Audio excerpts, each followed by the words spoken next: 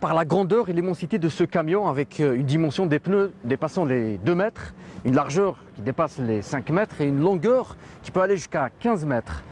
Il s'agit du Tesson, c'est le premier véhicule d'une gamme exceptionnelle de 4 camions géants destinés à l'exploration, la recherche pétrolière et le forage dans les dunes des Grands Terres du Sahara, avec des capacités de franchissement exceptionnelles. Construit à l'usine Berlay à Montpellier, en 9 mois, il fut présenté pour la première fois le 28 septembre 1957 au Salon de l'Automobile à Paris.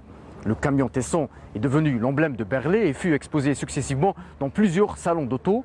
Le 15 septembre 1960, le Tesson est embarqué à Marseille à destination d'Oran pour rejoindre les bases techniques de Warkla. C'est un camion qui peut transporter 100 tonnes dans le sable, dans le erg, dans les zones qu'on ne peut pas accéder avec d'autres camions. C'est un camion géant, parmi les premiers dans le monde.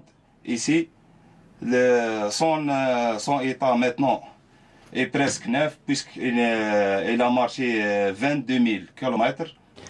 Un camion mythique qui en coffre plusieurs histoires, notamment celle des chauffeurs qui ont eu la chance de le conduire, puisqu'ils ne seront au final que 2 qui ont pu toucher ce volant. On citera entre autres Khali Matras. Le premier chauffeur, c'est M. Benjereu de la région de Tougourt.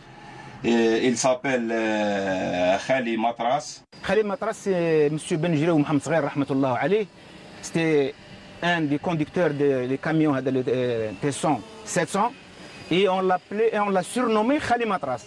Pourquoi Khali Matras? Parce que lui, il parlait français, parce que c'était un gentleman, il parlait français. Il disait aux conducteurs qui le suivaient, suivez Matras. Mais Houma, il ne savait pas ce que ça veut dire suivre Matras, il leur a expliqué. Et ensuite, lui, il a terminé sa carrière à SNTR et tout le monde l'appelait Khali Matras. Considéré comme un butin de guerre, il fait partie du patrimoine de Sonatrach et de l'ENTP, puisqu'il est soigneusement exposé ici, au siège de la direction générale de l'entreprise nationale des travaux au puits. Ce Berlay-là fait partie du patrimoine de l'entreprise, ça fait partie de l'histoire de l'ENTP et de la recherche-exploration des hydrocarbures au niveau de l'Algérie. Et on le préserve jusqu'à... Vraiment, on va le préserver dans les meilleures conditions pour les générations à venir. Et ça donne une vision pour les générations à venir sur l'histoire de la recherche des hydrocarbures en Algérie. Dépassé par la technologie américaine, le Berlay Tesson fut retiré de la circulation et mis en exposition en 1969, date à laquelle ce mythique camion a été remplacé par des engins américains, le Kenworth, beaucoup plus économique, performant et surtout beaucoup plus robuste.